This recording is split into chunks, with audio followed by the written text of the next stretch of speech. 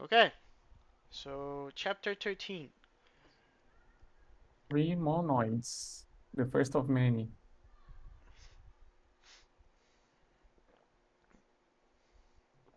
Yeah.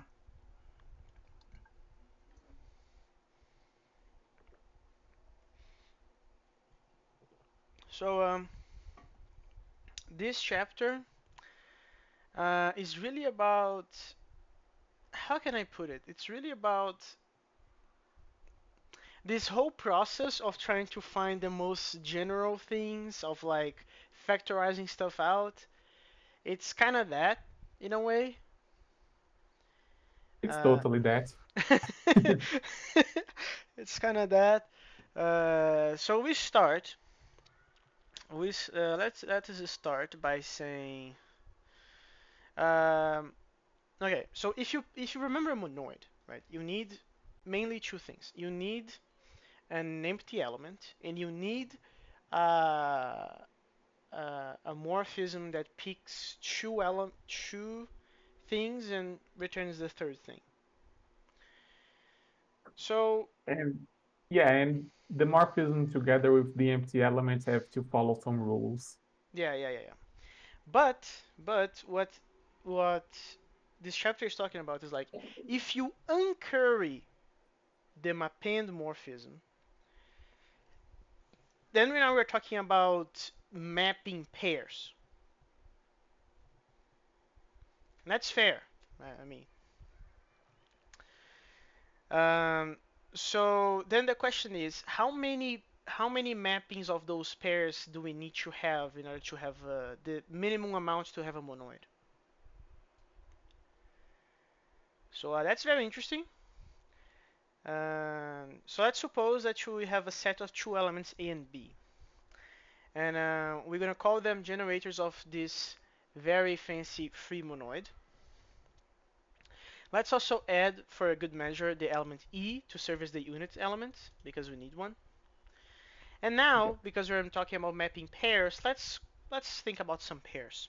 We're going to call them products in this context. So let's start with A and B pair. Um, and then we can have BA. The product with AA will be A with A will be this, and so on and so forth. But here's it starts the catch. Let's suppose that you make pairs with the empty element. Well, we can identify those back from the other members of the pair, right? Because remember, this is basically uncurry of the mapend, which means that if you have an A, if you receive an A and then receive it in the empty element, the A is gonna go as the outcome. That means that all the pairs like this, they can go to A and B. Um, Yep. so in this round, we only add AA, BAB, BA, and we end up with this set here, right? So if you get around with all the possible simplifications using the empty elements. And then we can go even crazier, which is let's do this process again with this set, right? But but um, to make sure that the associativity holds, because that matters for monoids specifically, we're going to identify this as equal to this. So this pair, we're going to identify that as equal to that. So in other words, we won't be needing internal parentheses. That makes sense. So what is this doing, in fact? Right. So if you keep going on with this process, what exactly will happen? And the answer is pretty straightforward, which is we're going to create all the possible elements of A's and B's. That makes sense. The And possible E lists of A's and B's, yes. and E is the empty list, of course. So that does in fact make sense. That does in fact make sense. Which means if you have a list of, because again the list is the monoids. So if you have a list of A and an empty list, and the result is the list of A, that means that we are using this mapend concatenation. So that also makes sense.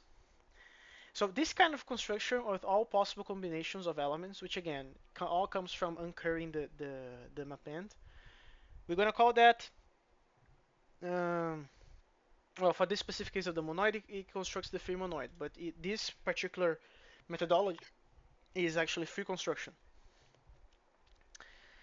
So now let's look at some Haskell stuff. At some Haskell stuff. So we have the class monoid here. We have the class monoid here. And we have them append, right? And then, as expected, if you have the the list monoid for anything, any type A, the empty element is empty list, and the append is going to be list concatenation. Nothing surprising there. So as we have seen, a list of type A corresponds to a free monoid with a set of A serving as generators. And why is that? Because out of the set, and after you start gluing them, they if you identify them correctly, you can compose a monoid by only like brute forcing elements of the set. So the set of natural numbers with multiplication is not a free monoid because we identify lots of products. Compare, for instance. So we have 2 times 3, which is 6, and you have the monoid of list with 2, mappend with list with 3, and the result of that is a list 2 and 3. It's not a list with 6. So that is to exemplify that the set of natural numbers with multiplication is not a monoid, right? Or it is a monoid, but it's not the free No, monoid a free monoid, because, sorry. It's not a free yeah, monoid. it Um, identifies, it collapses together more things than it strictly needs to. That's why it's not free. Wait, repeat that? Yeah, it collapses together more things than it strictly has to. What are the things that it needs to, though? Uh, well, for instance, if you have 2 times 3, that's the same as 3 times 2, right? Yeah, Because multiplication on numbers is commutative. commutative, yes, that's fair. But a monoid doesn't have to be commutative. Oh, okay, that justifies it. Yeah, it does more collapsing than it needs to. Yeah. Um, yeah, but here's the thing. I think in the free monoid thing, we only grow stuff. Is that correct to say? Yes, we do. We only Because, grow. yeah, because like if you have lists and you concatenate, in the best case possible, they will stay the same size because you're just concatenating the empty list over and over again.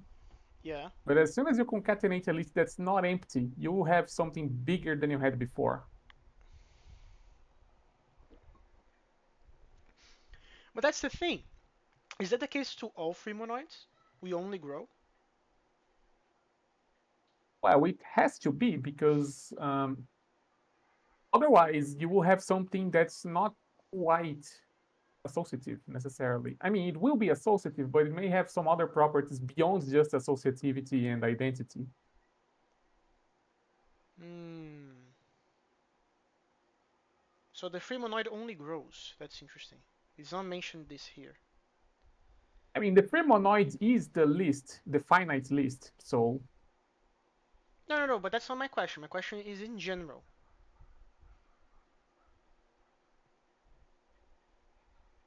well, yes, because the free monoid is, we just derived it by universal construction, and it turns out to be a list, actually. Okay, I see, I see, I see. It's not that you have many free monoids. The free monoid is the list. Yes, because it's universal, right? We just said, okay, let's start with the minimum. Oh, actually, we're going to get to that in the next section. But yeah, let's just start with the base elements and add the empty elements to the monoid, and then just identify only exactly as many pairs as we need to make the values that we need to have for the free monoids to make sense, and then that turns out to be isomorphic to a list. So Yeah, but I was understanding this wrong. So there is no other free monoids. Only the list is one. Is the one. Yes, and specifically the finite list, actually. The infinite lists, it has, well, there's a parenthesis there. I am deliberately ignoring problems with infinite lists, so, Yeah. No. That's fair. But I was not understanding that correctly though. That's good. So there is actually only one free monoid in existence, and it's the list. yes, Cool. So yeah. So now here comes the selection part. As always. As always. There's always this part. How can we select the best one? There is a need to have a criteria. Right. right. So the first thing that he mentions, which to me is a little confusing, is something called homomorphisms, right? Yes, So we pick more. So again, we're gonna try to pick the best, uh, to pick the best out of something. So what it is not so much about constructing something as about selecting an object as the best fit for a given pattern. yep, So if you want to use the universal construction to construct a free monoid, you have to consider a whole bunch of monoids from which to pick one. Of course, we already know the answer, which is the list. We need a whole category of monoids to choose from. So let's look first at monoids as sets equipped with additional structure. We pick as morphisms those functions that preserve the monoidal structure. Now here comes the deal. A monoid homomorphism must map the product of two elements to the product of the mapping of the two elements, which is very it has this good pictorial representation. yep, And it must map unit to unit. So this is because unit is going to be the empty element, I assume. yes. Cool. For instance, consider homomorphism from lists of integers to integers. This is where I start to get really confused. Where is the map, the product of two elements to the product of the mapping of the two elements going from list of integers to integers? Uh, well, it's actually basically a fold, actually. It's Um, basically a fold. No, in this case, yes, because it's basically saying that if we map list of 2 to 2 and list of 3 to 3, we have the map 2, 3 to 6. So yes, you can implement this via a fold. I just don't see how there can be a list of integers to integers fitting this description. well, because if you just say list of integers to integers, that's actually an incomplete description because you need to specify which monoid over integers you are using because, there's multiplication and there's addition, right? There's Um, multiplication, there's addition. That's fine. There is multiplication, there is addition. That's not my problem though. That's really not my problem. it's literally a fold. No, you were again missing the point. You can implement what he said here with a fold. That's not the question. The question is, can we talk about how is this an instance of this? Oh, yes, because you are saying, okay, let's consider the base cases, right? Which are the empty list and the list of one element, okay? Sure. You can build any other list out of those base cases by simply, well, concatenating, right? You can build a list of what, sorry? You can build any other list in general from those base cases of empty list plus the singleton lists, the list of one element only, right? Sure. Uh, So to make it a homomorphism, you have to say, okay, let's replace the empty list with the identity in the morphism in the monoids that we are going to, which in this case is one because it's multiplication, right? And then let's replace the singleton list with the, you know, whatever we have. Like let's just unwrap the elements because the element is already the right type. And then we replace concatenation with the morphism of the monoids that we are going to, which in this case is times. Okay, that still doesn't answer the question, but now you gave me another insight. Is an homomorphism a mapping between monoids? Not necessarily, actually. Uh, Not uh, uh, necessarily. Huh. Yeah, I still don't see um, how a list of integers going to integers is an example of this. So maybe, can we map the pieces of each one of them? So well, on the that was list of that's integers, what is the product of the two elements? it would be list concatenation. Oh, so the elements are the lists, and the product of them is the concatenation. Yes, Now let's go to the other side. The product of the mapping of the two elements. So the product in the other side, I think, is going to be multiplication. yes. Cool. And what is the mapping over the elements? The mapping over the elements, well, in the case in the case of in the case of a list that has zero elements, it will be the unit because it's the unit for the list monoid. It will be the unit of the multiplication monoids that we're going to, Which is going to be 1. which is going to be one. And for any other case, we just split the elements essentially of the list of the three monoids, and we replace the concatenations that we would have to use to construct the larger list out of the smaller ones. And it doesn't matter how you break it up because again, monoids are associative, right? Yes, that's fair. You just replace the concatenation that you would have used with multiplication, which is the target operation of the monoids that we're going to. Yeah, I'm still, I still does, I understand what you're saying. I 100% understand what you're saying. I don't understand how this fits this. That's still my problem. But that's just me. But maybe we should move on. Maybe we should move on. I can revisit this later. But I understand what you're saying. It makes sense to me. It just doesn't make sense that it fits this to me. But okay. Uh, yeah, a homomorphism, it preserves structure, right? In this case, the structure that we're preserving is it must map the identity from one to the other.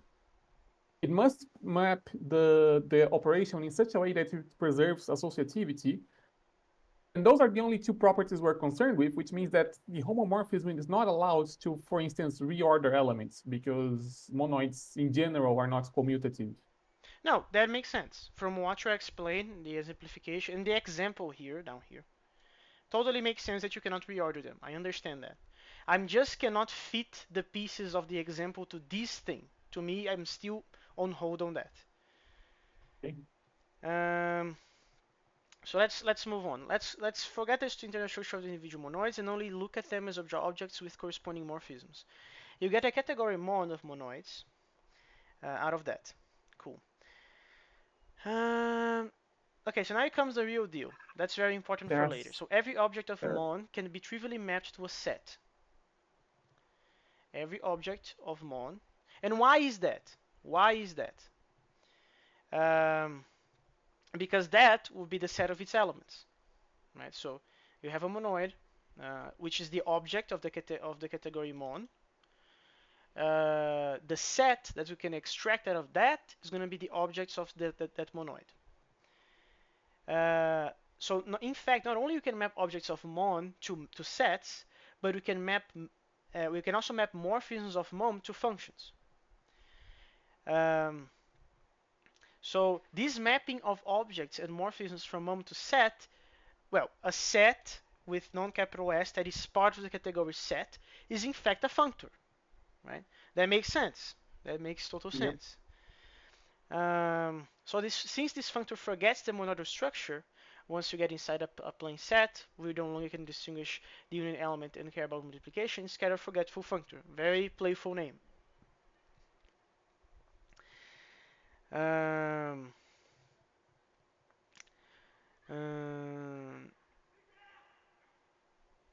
So, and then we have two different views of the category of monoids. First, we can treat it as any other category with objects and morphisms. In that view, we don't see the internal structure of monoids. That's fine. All we can say about a particular object in Mon is that it connects to itself and to other objects through morphisms. Through morphisms. The multiplication table of morphisms, the composition rules, are derived from other views, monoids as sets. Um, so two different ways of looking at that. Yep. So to apply the universal construction, we need to define a special property that would let us search through the category of monoids and pick the best candidate for a free monoid. Yep. But although we know the answer, that's important. Yeah. But a free monoid is defined by generators, as we saw in the example before. Different choices of generators produce different free monoids. Of course, this is because of the underlying type A, right? Not because we are Right. changing the list. Our construction must have a set of generators. So let's start with that, a set of generators. So as we saw before, A and B. And the pair we're going to match consists of a monoid M. So and a function P in set. So we are grabbing a monoid from the category mon, and we are going and the function Um, P picks that and returns to us. Oh, I said it that's wrong. not. M is Yeah, the that's is the wrong. output. The generator, Yes. the X is the generator. So we're going from the set of generators to through the function P to this to set, which is gonna be done via the functor U, which is forgetful. Um, so what is important from here? Where we can pick? Well, we want to pick the best representative of this pattern, right? So that's Yep. very okay. So we also have to define the ranking among candidates. Suppose we have another candidate, a monoid n, and a function that defines the generators in its X-ray image. So we're gonna have this. See, this is another candidate in comparison to this, another function. We'll say that M is better than N if there is a morphism of monoids, which is going to be so it's this the opposite of what I asked. I asked, is an homomorphism a morphism a bridge between monoids? Marinho said that not necessarily, but a morphism of a monoids is necessarily an homomorphism. So the opposite is true, which is going to be H, whose image under U, which is the functor, factorizes through P, right? So basically, if you have a way that I can go from M to N, that means that M is better because I have a bridge that can go to N, which is H. Um, Uh, yeah, uh, actually, it's the other way around. The source, the M is better. that's what I said, no? Like I am better because I have a bridge to go to you, so I'm better. Yes. So that's what I said. Cool. Yeah, that's the case. That's the case. So H preserves the monoid structure, although it says that it preserves that by definition. That's not said here. Oh no, it is said there because it is a homomorphism, so it is by definition. That's cool. So now we go to the definition, the like quote formal definition.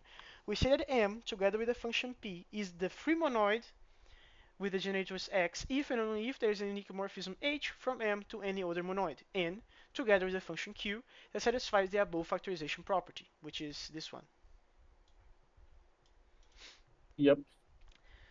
So that already also answers our second question, which I forgot to mention. We have two questions. So the first one is, can we perform this reconstruction in category theory where we're not allowed to look inside objects? And can any monoid be obtained from some free monoid by identifying more than the minimum number of elements required by the laws? So the answer to the first question is already answered, right? So this is what homomorphisms is about. And the second question is being answered right now. So the function UH is the one that has the power to collapse multiple elements of UM to a single element of UN. Yeah. So just for everybody to be on the same page, this is a function, and this is being lifted by the U functor Yes. that collapses multiple elements of UM to a single element of UN. So this is why M is better. Because it distinguishes more things. It doesn't Yeah, collapse things pointlessly. exactly. This collapse corresponds to identify some elements on the free monoid. Of the free monoid. Therefore, any monoid with generators X can be obtained from the free monoid based on X by identifying some elements. The free monoid is the one where only the bare minimum identifications have been made. And we're going to talk about that later again. So this chapter is pretty okay. The only thing to me that is confusing is this part right here. That I can try to read it, like read and think about it more later on. Uh, Uh, I'm pretty sure the definition of homomorphism comes from abstract algebra. oh, that's cool. That's cool. Um,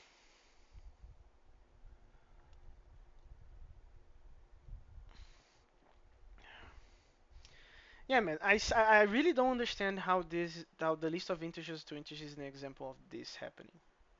I really don't. But okay, Well, go on. I can't I can't really think of a better way of explaining it than this is basically a fold because No, man. You need to be there's fair. A fold is not this. This is not a fold. well Uh, it is. It's a fold, except it's not a left or right fold. It's a threefold actually no, in it's just general. fold. It's exactly the fold function in Haskell. The fold function has a requirement, monoidal requirement. It is exactly the fold function. Oh, there you go. Yeah, but But that's not basically, my point. My point is that that's implementation. That is how you would implement this part of the process. This is not that at all. That's my point. no, that's a definition of what is a homomorphism. Basically, you say, okay, we have the algebraic structure of a monoid, which is defined by the multiplication and the identity elements, and then a homomorphism over a value of this monoid. If it factorizes through the multiplication and it preserves identity. That's basically it. Okay, so are you saying that this is H identity and multiplication concatenation? Uh, well, in the case of well, no, actually. Age is the homomorphism that we are defining. Well, we're defining the properties that it needs to have in order to be a homomorphism here. Okay, so H is the homomorphism, homomorphic function. I don't know how to say that. Homomorphism. It needs to have this property of, okay, um, if the thing that I'm giving to age is a product in the monoid, then applying age to the elements and also to the monoidal multiplication should give the same result as just applying age to the result of the multiplication in the source monoids. Well, it's an identity Mm. basically, an identity loss. No, no, that. But I think I'm starting to see. So basically, what you're saying that in the case of lists being the elements A, B, we're gonna have list two concatenation list B. Is that what you're saying?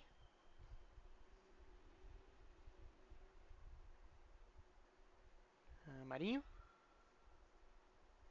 Yeah, you there, bud? I dropped for a moment. Okay, so I think I'm starting to get it. So are you saying that this is, in the case of the example, This is list 2, this is concatenation, this is list 3. Yes. Ooh. Is this identity in the example? Uh, well, no, actually. In the example, um, this would be the conversion from the list of one element to just the elements and the Oh, concatenation to this is the multiplication. H is the fold. Yes, it is the fold. Oh, H is the fold. Okay, so not this is the fold, but H is the fold. Yes, Ah, okay, I see. Finally, I see. Uh-huh. If we map this to this and that to that, we have to map this to this because concatenation becomes multiplication. Ah, okay. That would be very helpful before from the author, saying that H is in this case is fold. I yes. see. Okay, I see. Okay, half an hour. We are on time still. So now let's talk about representable functors. Representable functors. So this whole idea of the monoid having interactions with set, that's we're gonna explore that a little bit more. We're gonna talk about sets for a moment. Mathematicians have a love-hate relationship with set theory. That is very true. That is very true. Yeah, but I think we can well that's very okay. We're gonna but I want let's jump straight up uh, to the real deal of this introduction here. So there is a comment that I would like to make that he talks about the difference between equality and isomorphism. I don't know if it's at the end or at the beginning of this one. It's the From final paragraph in this page, essentially. oh this page. All the information about sets can be encoded in functions between them, especially in the invertible ones called isomorphisms. For all intents and purposes, isomorphic sets are identical. Before I sum the so let me explain a thing.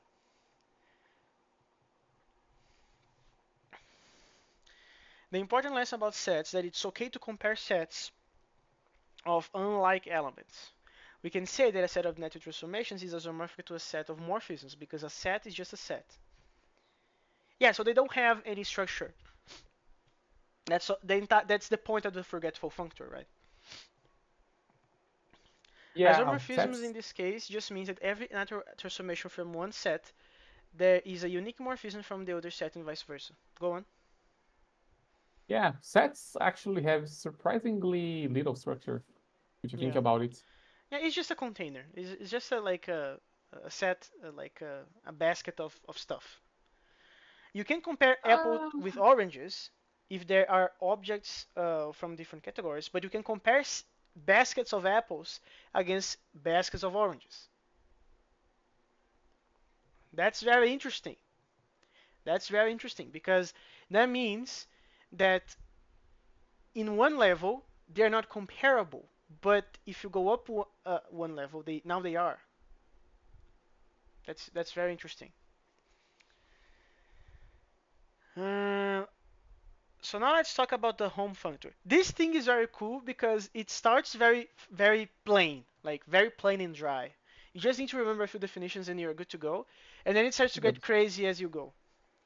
Yep. Um, so let's start. Let's fix one object A in C and pick another object X also in C. So far so good. Nothing insane. The home set CAX is a set. What is a home set? Is the set of morphisms between the two things. So this Yep. is all the morphisms between A and X, both elements of C. The thing Uh, is, the home set is a set, which means it is an object on the set category. yep. And when we vary X, keeping A fixed, we also vary in set. So you have 2 points, and you have many arrows between them. That forms an object in the other category. So this movement is important because that means that if you're fixing one of them, now you can interpret as having a mapping of the other very element to the entire object of the other one. The issue is that they are in different categories, but we know the bridge between them. That's called a functor. Very nice. So very fast, like I literally just read 3 sentences. 3 freaking Yeah. sentences. And that's it. We already have 2 categories, we have a home set, we have functors, and we have the idea of mapping an object to another object in the 2 categories. The signal to noise ratio in this book in general is really good, at least so far. Yeah. So if you want to stress the fact that we are considering the home set as a mapping in its second argument, we're going to use this. So this is basically saying that this element is varying, and this is going to matter later for notation.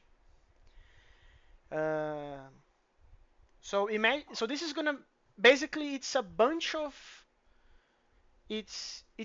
functions. Well, it's a one functor, right? So going from an x to this other object here, cax. Yeah. The mapping of objects is easily extended to the mapping of morphisms. Let's take a morphism f in C between the 2 arbitrary objects x and y. The object x is mapped to the set cax, and the object y the same because we're fixing a. Under the mapping we just defined, if this mapping is to be a functor, f must be mapped to a function between these 2 things, right? Because functor lifts objects and lifts morphisms. Yep. We just established that the functor is mapping the objects, but there's also morphisms between them. So we need to map them as well. So this is gonna what you're gonna encounter. So this is Yeah. basically mapping a set to a set.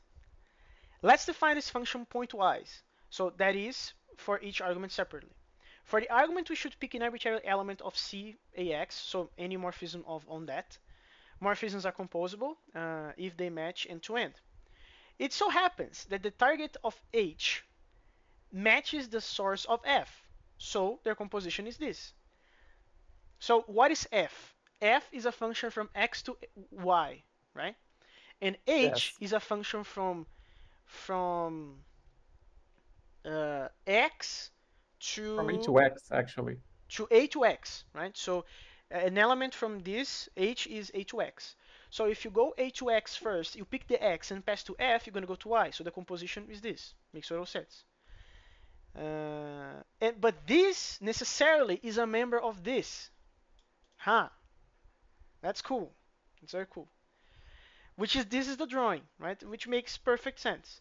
So you have an A, you have an X, you have the H going from A to X, you have the F, and this is the composition.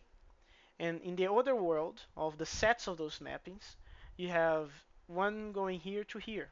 And the way that you do that is by doing f dot h. Well, f after h. Um, so we'll write this lifted function as this. So CAF, and its actual monomorphism H as this. So we're basically swapping the notation. I think this is more confusing. I think there's no, I don't see value on doing like that because you're gonna ask yourself, wait, this is the home set of A's to F's? How does that make any sense? Yeah. So I would say that I prefer this way. And it's funny that it prefaces introducing this notation with if there is no danger of confusion.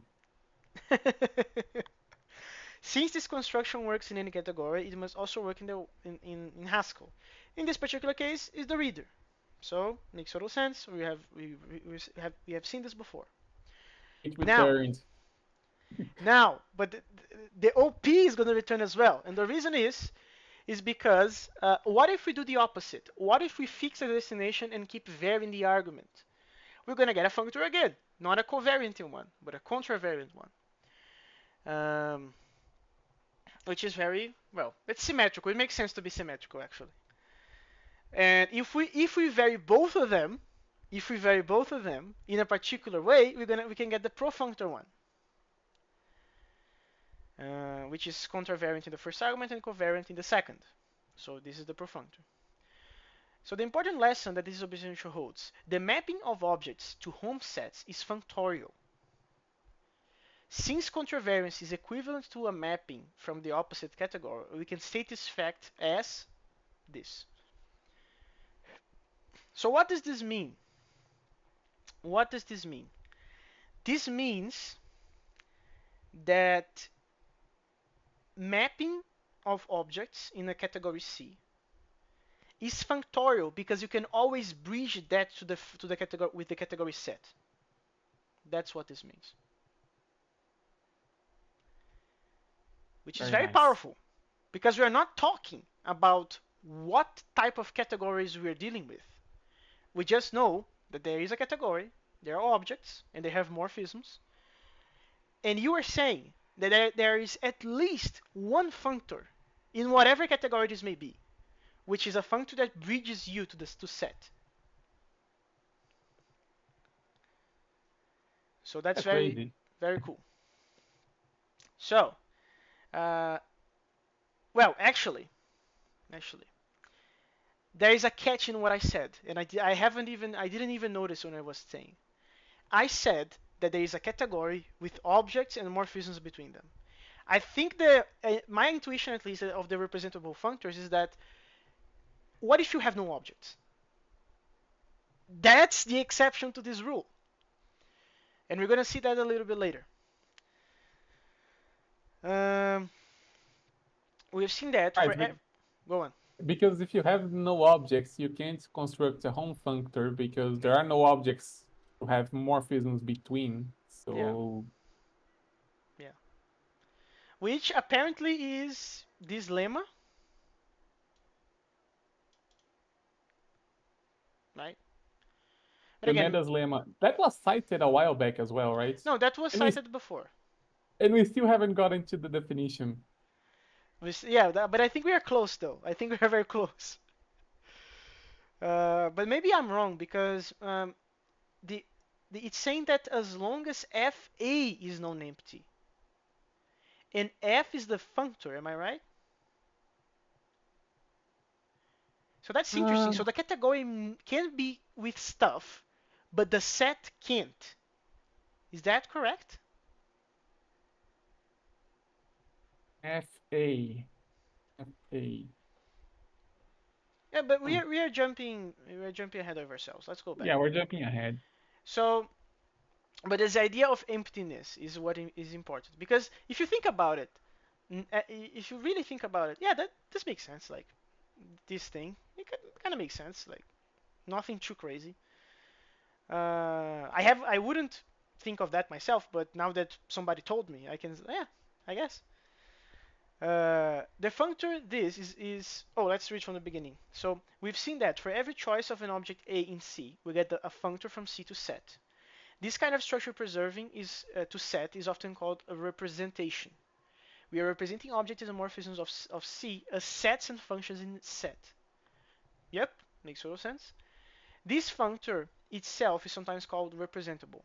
More generally, any functor f that is naturally isomorphic to the home functor for some choice of A is called representable. Such a functor must necessarily be set valued, since this is.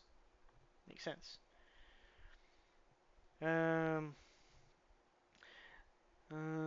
let's see. Well, let's go through the example. So, for instance, we've previously talked about the category of monoids that was initially modeled with sets when we were talking about the free monoid earlier. But we were careful to pick as morphisms only those functions that preserve the monoidal structure of those sets. So if two objects in Mon are isomorphic, meaning that they are invertible, that there is an invertible morphism between them, they have exactly the same structure. If we peek at the sets and functions that they were based upon, we see that the unit element of one monoid was mapped to the unit element of another, and that a product of two elements was mapped to the product of their mappings. And we're going to apply the same thing to functors. Functors between two categories form a category in which natural transformations play the role of morphisms. We've seen this before. So the functors are isomorphic and can be thought of as identical if there is an invertible natural transformation between them. And that's why I think I need to revisit natural transformations at some point, because I'm already forgetting Like I remember the duality, like the neutrality condition, but I don't remember the details of the implementation of that. Are you forgetful, Lemos? I am forgetful. Let's analyze the definition of the representable functor for this perspective, from this perspective. So f to be representable, we require that there there be an object A in C, one natural transformation alpha from well set to f. Well, not set to f. This is it's saying that this is From a functor. That's a home set, actually, right? Um, I don't know because this is a functor, right? Or f is not a functor. Yes, it is a functor, actually. So are we mapping a home set to a functor? That doesn't make sense. This needs to be this needs to be set. No, this needs to be a functor because we are doing a natural transformation. Or am I wrong? Yes, it's a natural transformation, so it's between functors. So this is a functor. Well, we've seen this before. I think we are just overloading the notation. Yeah. Another natural transformation beta in the opposite direction, and their composition be the identity natural transformation. So let's look at the component of alpha at some object x. So we're basically instantiating one because it's easier that way. It's always easier that way. So you're instantiating with x. The neutrality condition for this transformation tells us that for any morphism f from x to y, the following diagram commutes. So I remember this stuff. So that means that if I grab the functor and apply the natural transformation instantiated with y. Wait, instantiating with y. Oh no, this is because the f is from x to y. This is the Yes. same thing as doing the natural transformation to x, then applying f, and then doing the lift. Cool. Yes. Well, doing the lifts on F and then applying Yeah, the yeah, yeah. lifted Doing function. the if on x. On f. Sorry. In Haskell, we will replace the natural transformations with polymorphic functions. So, let's try to read this very carefully. Let's try to read this very carefully. So, it is a functor.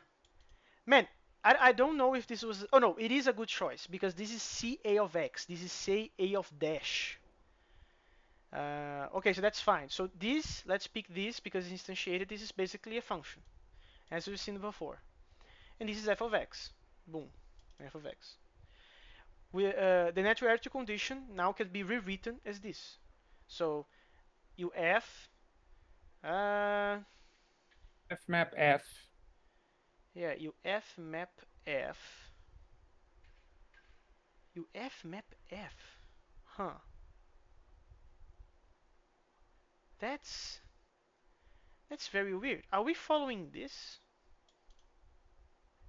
We are actually. We are. Huh. So the y vanished. No, the Y is implicit because it's in the definition of the F map. Oh, the f map? Are you sure? My understanding is that this is alpha and this is alpha. And it can be for The both F of them map. because this is just alpha equivalent. Oh, right, you are correct. Actually, the F map is about right because the C from A to F is actually a functor, right? So there Yes, must be an F map defined for it. there must be. Yeah, but f is a function from x to y. What are we lifting? Well, we're lifting F in both cases, actually. We are lifting f in both cases. Yeah, it's just that in one case we're lifting F up to F, and in the other case we're lifting F up to the C from A to dash thingy that we had before. Wait, can you explain again? What are we are mapping from where to where? Just scroll down a little bit. It's actually written down in the next paragraph. Okay. So this is apparently this is this. So you're just rewriting it. Oh, this is using the weird notation of CAF. which I need to Yeah. remind myself that this is this. This is just It f. bas- yeah, it's basically the reader functor. Let's put it that way. Is automatically satisfied with the understanding that f map on the left is defined by the functor f, which makes sense. So there's an f here. So this f map I was expecting. This in the entire left side of these equals I don't have any problems with. Whereas the one on the right is defined by the reader functor. So Yeah, remember, because we just saw a little bit this. earlier that C of A to X, well, if the X is actually a function instead of a point, that's basically like the reader functor. Um, no Yeah, man. there. No. That's I'm not confused on that. This is the reader functor because any pair of A and X that you can pick, you can represent that with a reader, right? Then my Yes. problem is that this is saying that f map of f and It's because of the weird overloaded notation. If you scroll up back to the place where it says it's showing the reader functor,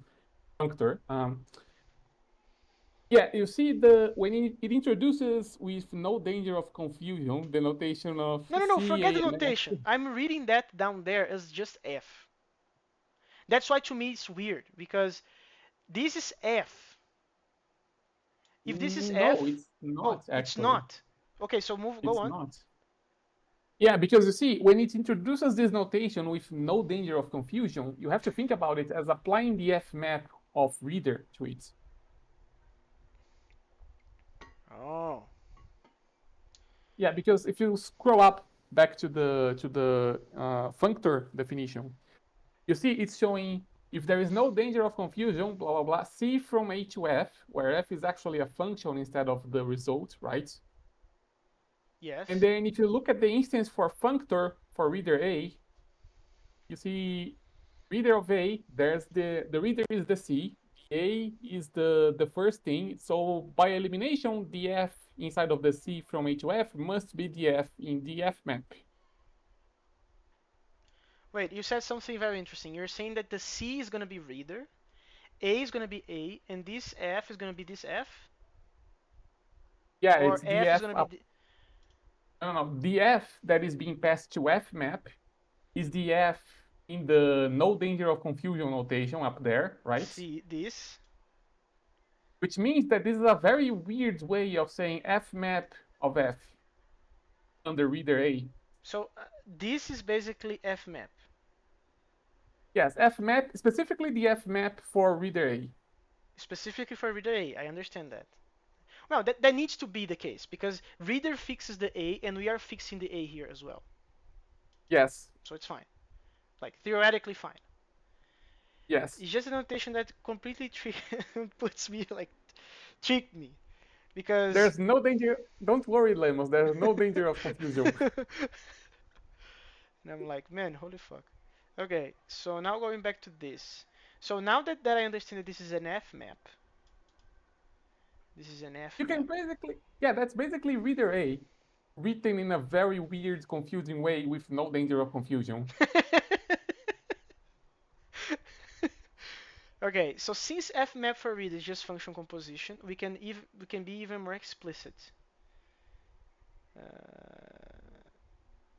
Oh, so we eta expand it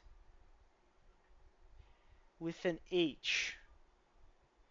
Acting on H, an element of C, AX, the neutrality condition simplifies to. Yeah, so we apply H on both sides, basically. This now makes sense because if this is the F map of reader, this is the result of that. Yeah. And this is also, these parentheses are necessary now. Okay. We need another network transformations, which is going to be better because we want to have isomorphism, so we need the other way around. Yes. So it must respect neutrality conditions, so it must be the inverse of alpha. So we say that alpha composed with beta is equal to ID, which is equal to beta composed with alpha. We will see later that a network transformation from this to any set valued functor always exists as long as F of A is no empty. Oh, there must be. I think I see actually. why is it f of a non-empty though? Because F is a functor, right?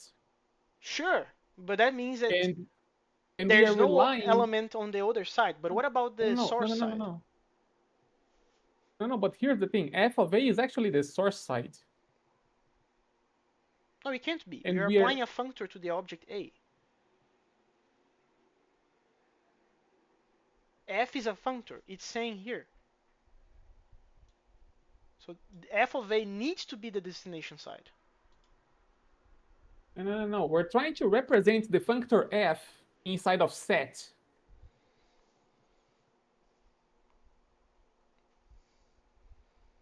Okay? We are trying to represent the functor f Inside of inside set. set. Yes. But in order to do that, we need to have the reader of A inside of. We need to have that relationship that we just saw between reader A and F of A, right? But for that to make sense, we need to be able to fix the A, right? Yes. That to me that still doesn't follow at all. F of A needs to be destination. It needs to because that's what a functor does. When you pick an f, a functor whatever, and you apply to a morphism or to an object, you are already on the destination category, which I think is what you just said. This f is bridging us to set. No, no, no, no, no. That's not quite it, actually. Uh, how can I say this?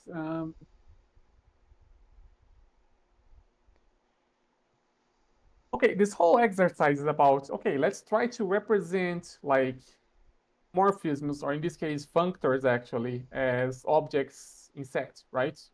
That's the whole point of being representable, right? Um, I wouldn't say so because to be representable is just that you need to be able to go to set.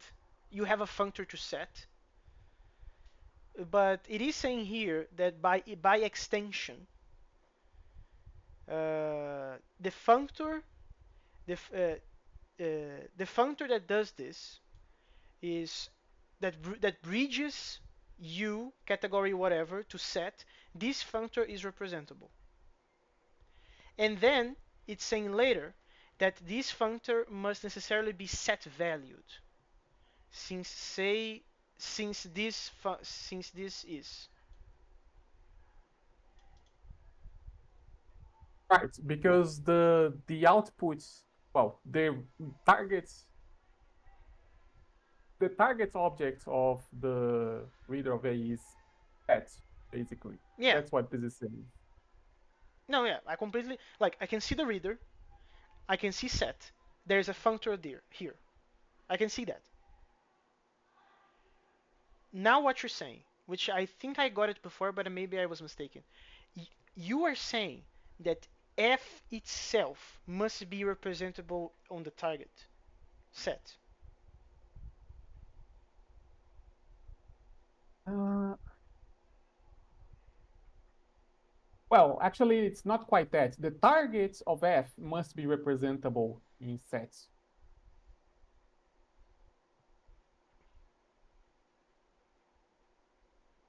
The target of f.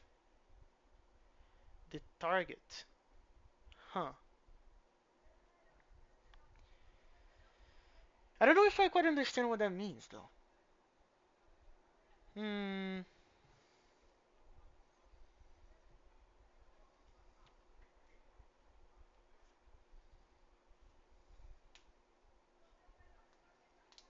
Could you give an Mm, example?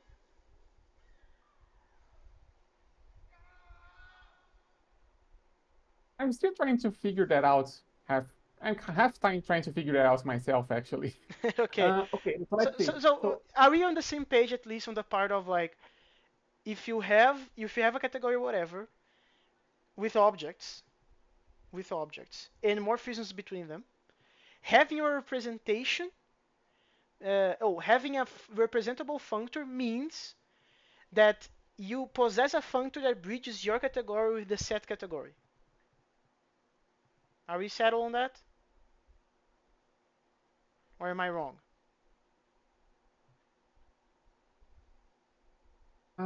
yes, well, for every choice of an object, we have a functor from such a set. That's called the representation. Any functor f that is naturally isomorphic to the home functor, which is the reader, for some choice of A is called representable.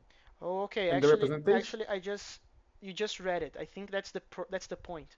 So there is a special functor which is called the home functor, which is the functor that is representable because it is doing a mapping between category whatever and the category set.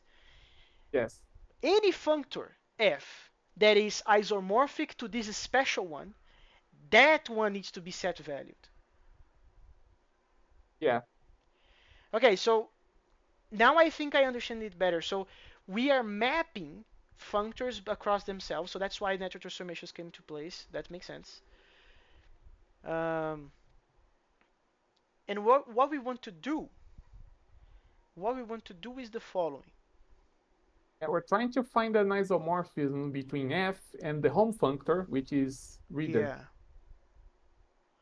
And apparently the lemma says that there that a natural transformation from this to this to any set value functor always exists as long as f of a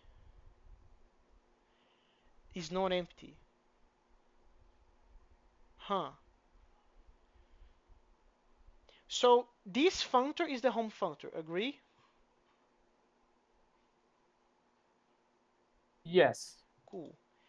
To any set valued functor, to any set valued functor. So Well, there to is any f in this case, to any right? what? Because we just to any f in this case, That's right? fine. Yeah, to any f. This will always be true as long as f of a is not empty. That's so fucking weird. Like I don't know if I understand why this is the case.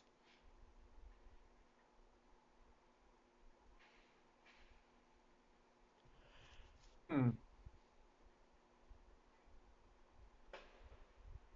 Okay, let's assume for a second that f of a is empty somehow. What does that actually mean? That means that there is no mapping of A from the source category to the destination category. That's what it means. No, it actually means that the destination category Wait, what? does exist as long f of a is the destination category. It is. But if this is empty, if like this is a functor, agree, right? This is a functor. Yes. We are grabbing an object from the category C that we are using before, A, and we are applying to the F. So we are lifting and going to the destination. But the destination is empty. The destination is empty. So there is no wait. There's no member to map this to. Is that right? Huh. So we are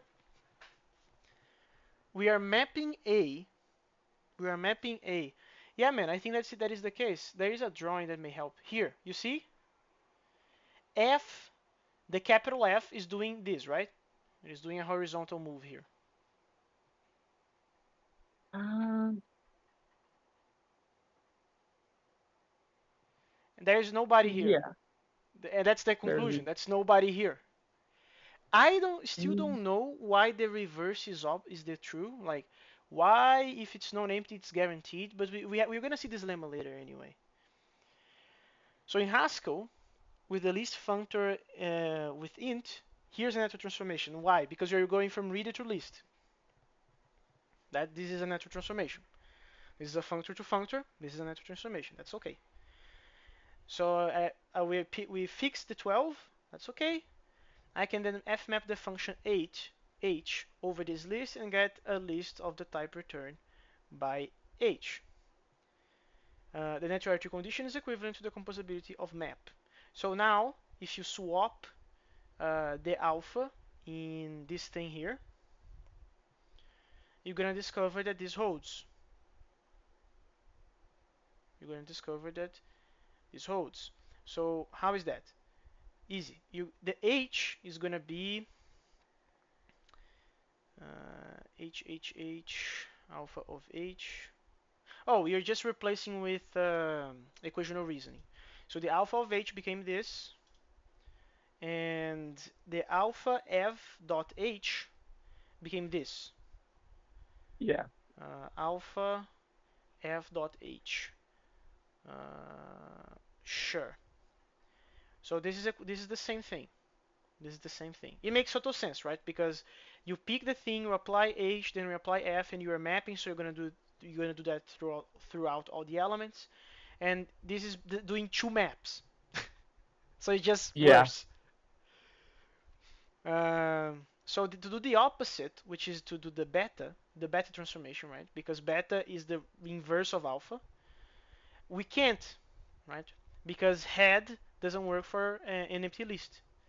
Because you need to be able to pick something out of that and then construct the reader. Construct the reader. So there is no choice for the type A in place of int that would work here. So you can replace this with whatever that wouldn't make a difference. The list functor is not representable because there's no reversed transformation, so there's no isomorphism, basically. Yes, yes, that is okay. That is okay. Uh, in the same vein, we can think of a representable functor. So it's talking about end of functors. In the same way, we can think of representable functors as containers for storing memoized results of function calls. This was very cool, by the way. The representing object, the type A in C in this functor, is taught as the key type, and with which we can access the tabulated values of a function. So basically, you can think of this as like literally a map, like a closure map. But but you are asking um, for each possible outcome, right? What is the result of applying A? I mean, it's not quite a closure map because this can be infinite, right? Oh yeah. Aside from that, the representing object, the type A in C, is thought as the key type with which we can access the tabulated values of a function. So we are memoizing functions. Basically. The transformation we called alpha is called tabulate, and its inverse beta is called index, which is very handy, by the way. Which is very fucking handy. So um, notice that the representing type, our A, which is called rep f here, is part of the definition. That's fine. Infinite lists, which cannot be empty, are representable. One can think of them as memoized values of a function taking an integer as an argument. Um, to tabulate such a function, we create an infinite stream of values. Of course, this is only possible because of laziness. So let's take a look. Let's take a look. So what are we This doing? Go on. this is a very inefficient way of doing tabulation, by the way. It doesn't matter. This is a way. This is definitely a way, and it's only inefficient because to make real efficient stuff, you need to use graphs or trees or whatever. This is basically Yeah, just don't doing cons. yeah, yeah, please don't use streams to memorize things. That's not good. Well, don't use this stream. Maybe there is a stream that is using trees or whatever. But don't use this stream. This is not good one. It's Uh, very not good. it's very no. So, so as far as I can tell, as far as I can tell. Oh no, I said it wrong before. I said it wrong before. What are we tabulating? This A is a type, which means that we are tabulating the values of this affirmation type. So if you fix the A as an integer, this is mapping an integer to whatever, right? Yeah. If you do all the possible cases of such types, in the case of integers, it's not really possible. So let's put bool instead. So if you have one thing for false and one thing for true, you are mapping the completeness of the type A. Let's say like that. Um, yeah. So this is basically memorizing a function. And what is this doing? This is basically tabulation means that you are memoizing it, so that you are giving it an index. You are giving it a key. So this is doing using recursion, using again lists. This is basically doing a list.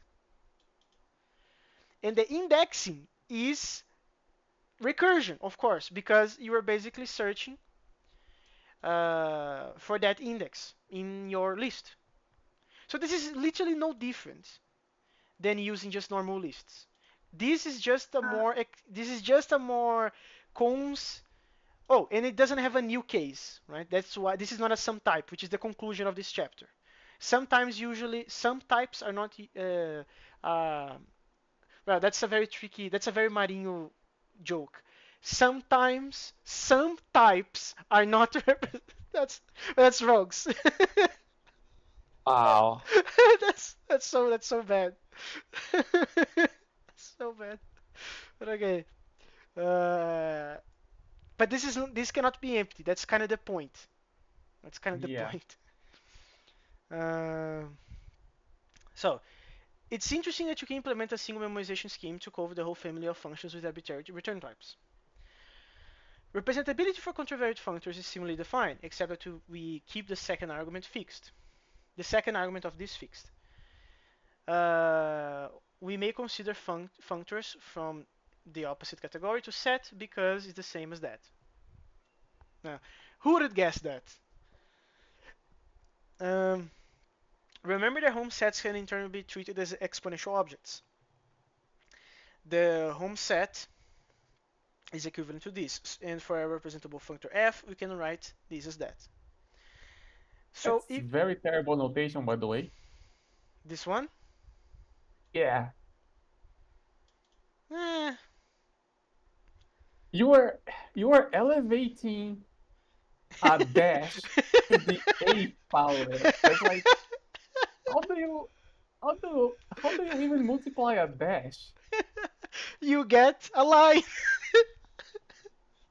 That's all.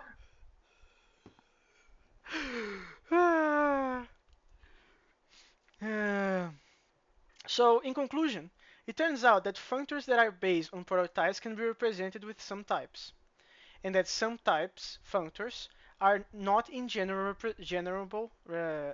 Representable. Yeah.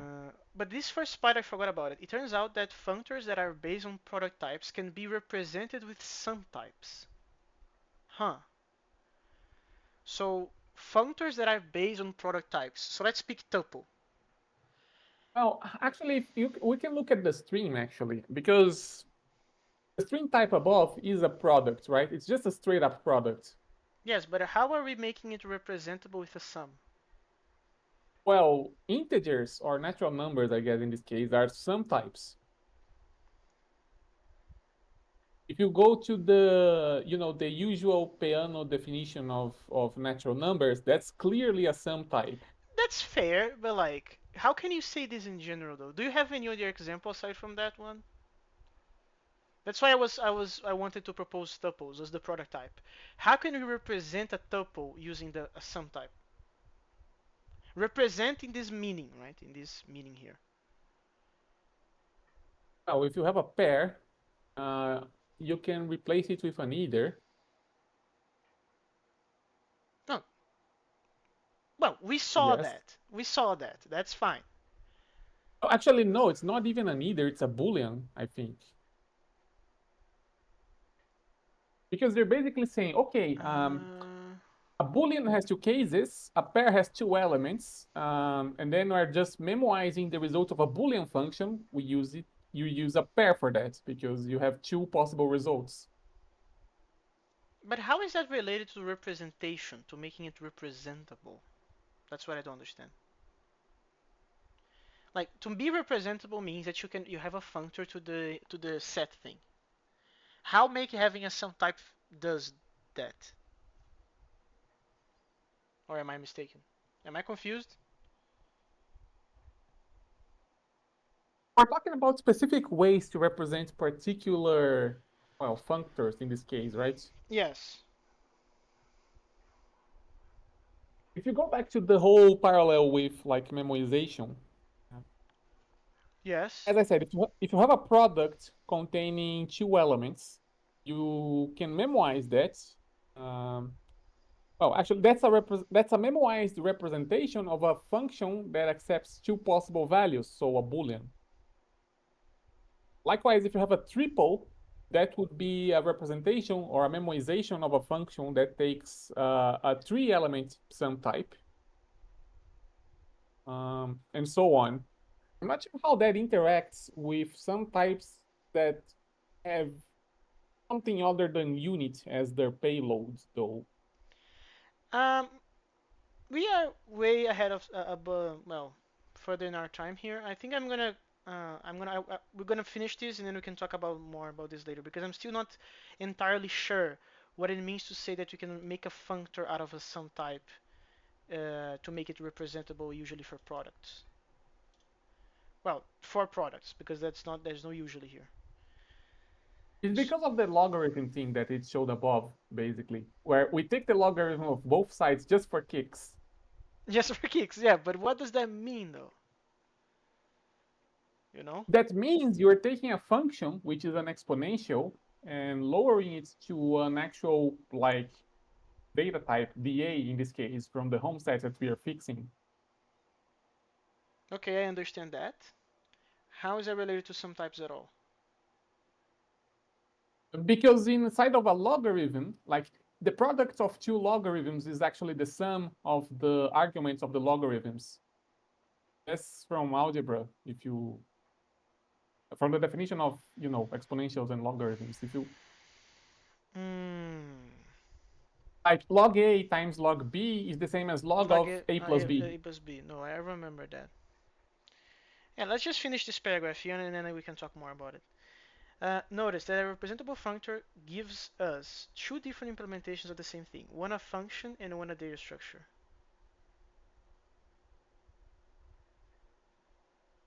They have exactly the same content.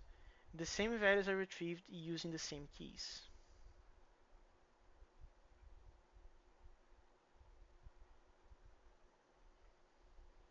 Okay. There is a sense of sameness I was talking about. The two naturally isomorphic functors are identical as far as their contents are involved. On the other hand, the two representations are often implemented differently and may have different performance characteristics. Being able to generate different representations of the same underlying computation is very valuable, which is true. Well, that's basically like when you talk about a data structure, like abstractly speaking, there may be many ways of implementing it. Like you can implement a stack Yeah. with a list. So surprisingly, even though it's not concerned with performance, you can use these concepts to provide practical value in implementation on the implementation side. If two implementations are semantically equivalent, that doesn't necessarily mean that they have the same performance characteristics. So that's where this becomes valuable. Yeah, I'm gonna finish the recording now. I Okay, I got it on time this time. no, yeah, but you can say it all if you want uh, this time. Ah, No, no, no. You're not gonna say it. I'm gonna stop it then. but I already said bye future people, right? No, you That's said the bye. thing. That's because I was trying to be quick. Oh, I see.